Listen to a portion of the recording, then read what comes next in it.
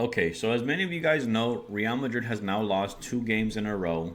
One against Barcelona at home 4-0, which is a very bad loss. But, I have to give a lot of credit to Barcelona and their team. Their manager is doing a fantastic job. He's giving them instructions on what type of football he wants to be played out there, and the players are executing that. They're just doing it really well. Obviously, they had Lamine Yamal score a screamer. They obviously had Robert Lewandowski score actually picture perfect header. Those are 2 goals that are like, fuck it, what are you gonna do, right? But I think the glaring issue, and I said this when Mbappe got signed, is there's too much individual play. They're relying too much on that, and it just can't get you out of games like it did against Dortmund. That Dortmund game was an anomaly. Obviously, they slacked off. They got lucky. Dortmund kind of threw the game away. But these elite level teams are not going to do that. They're not going to, make those mistakes and give you opportunity to score goals because honestly right now Real Madrid are not creating chances and they're not getting enough good chances. Our chances are okay, but they're not great and they're not finishing at all. I think that Mbappe and Vinny should have a lot more goals. They have had opportunities on one-on-ones that they just do have to take. A lot of these offside goals against Barcelona as well were one-on-ones against the keeper, and they missed most of them. 11 offsides, and they scored maybe 2 of them, but it was really bad. It was obviously a really bad showing from them. I think the biggest problem for me is that Real Madrid are playing this complicated style of football where it's just one dimensional of through ball, through ball, through ball, through ball. I think if this team had Tony Kroos, this team would be a lot better. Obviously, 95% or whatever passing accuracy. But they have to get back to that style of football. Get back to the fundamentals of just, hey, pass, pass, pass, pass, triangles. Instead of just sending a long ball to Vinny and saying, hey, let's fall in love with that left hand side and see what we can create. And I do think that this team cannot win without Jude Bellingham and Rodrigo. If those two dudes are not playing side by side on the same on the pitch at the same time, we're not going to get results. Now I'll show you guys some of the stats that I was looking at. Obviously, you had the 11 offsides against Barcelona. You can tell right here. Real Madrid was caught offside 11 times. Let's start with the Barcelona game. 15 shots to 7, 15 shots to 9, a 7 on goal to 4. But a lot of these stats, like I said, that Lamine Yamal goal, that Robert Lewandowski goal, if you look at this number, you're pretty happy with 4 shots on target. Or, yeah, 4 shots on target. You're gonna look at that stat and be like, oh, that's okay, right? Half the shot attempts were on goal. That's pretty cool. But a lot of these shots, what a lot of people don't see is that they were bad shots. They're pot shots. They're Vinny and Mbappe one-on-one against a defender, and they're taking the shots at the keeper. Hopefully he makes a mistake, right? And that just isn't going to happen. It's not going to cut it. Real Madrid need to make clear-cut chances, get opportunities to square the ball across the goal.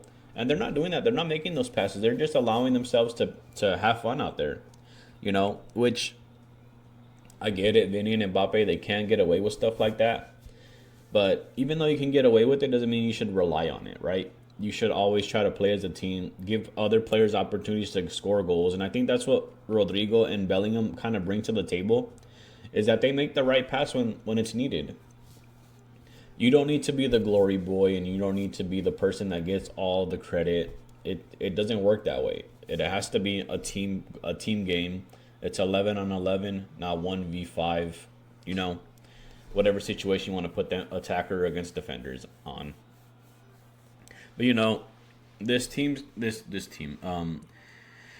game's kind of crazy. The stats are 10 corner kicks, and Real Madrid have statistically been awful at headers. I think they scored 2 header goals this year, and they're not great at it. Mbappe's not a great header of the ball. And Vinny's also not a great header of the ball. It's just not our style of play. We don't really have a number 9, a true number 9. Mbappe is a great left winger, center forward type player, but he's not a number 9. The Milan game's a bit better. We dominated more in possession. We had more shot attempts.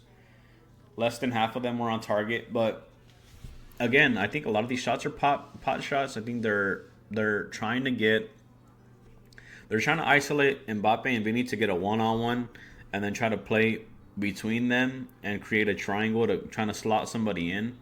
But defenders and teams are looking at that and they're like, hey, we understand what you want to do, but we're going to take it away from you. So a lot of these teams, they're kind of playing for that exact game plan from Madrid. And like I said, if it's one-dimensional ball, you're not going to win the games, right? These obviously there's a big defensive issue as well at Madrid, but I think if you create more offense, it helps you out on defense. Because if they have to dedicate more men at the back, it's going to make defending a lot easier. And they're not doing anything up top, so they're like the attackers are like, okay, let's go get our 1v1s. Let's take advantage of Madrid pressing so high that they're not getting the ball and they're not making any chances with those opportunities that they are getting, and they're not creating any opportunities, so that gives the opposition no threat. You pose no threat to them because they know what you want to do. They're going to take that away, and they're going to play their style of football, and it's dominating Madrid. And I don't know if that's a Carlo Ancelotti problem or just an ego thing that he's not being able to control within the locker room. So let's get to the defense now. I think the defense does need somebody else. I think once David Alaba comes back from injury, I don't know what type of player he's going to be after his ACL injury, but we need him back pretty badly. Militao and Rudiger do play really well. I think together they're okay. I do like, Alaba with Rudiger and Alaba with Militao more. But, I mean, they're asking a lot of these guys, they're asking them to play every minute of every game. We obviously don't have, like, a real backup. We signed back Jesus Vallejo, but, he's not that elite level center back. He's going to win you headers maybe and maybe put a good tackle in, but he's not this fast, quick person that's going to get back on counterattacks. And we can't rely on Mendy to be that guy every single time, or Valverde to be that guy every single time. And with that being said, that brings me into the issue within the midfield. Valverde is not really dictating the pace of the game. Madrid are relying on Modric to do that, and Modric is old. He's not going to be able to play every single game and start and be able to dictate the pace all the time. I like him more as a super sub. I like him coming in at the 60th minute.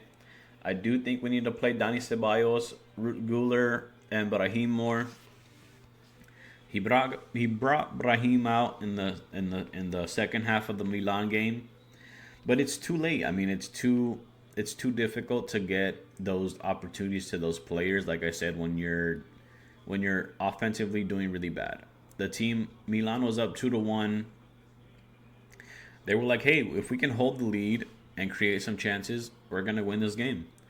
And once Brahim came in, you would have thought, hey, you know what, this offense is gonna change a little bit. It really didn't. Milan had the same game plan. They're like, okay, you guys are still one-dimensional. You're not doing anything different. Brahim is a great player, but you're not asking him to do anything different. So I think that's kind of the glaring issue for me. It's kind of tough as a fan, but what are you going to do? It's a lot of issues within the locker room. Maybe not within the players as far as like camaraderie-wise, but as far as tactical-wise, they're not doing well. They don't believe in the game plan right now. So that's it for today's video. I hope you guys enjoyed. Let me know what you guys think about Madrid's problems and how they can fix it. If you guys enjoyed the video, please leave a like. If you want to see more stuff like this in the future, subscribe, and I'll catch you next time. Peace.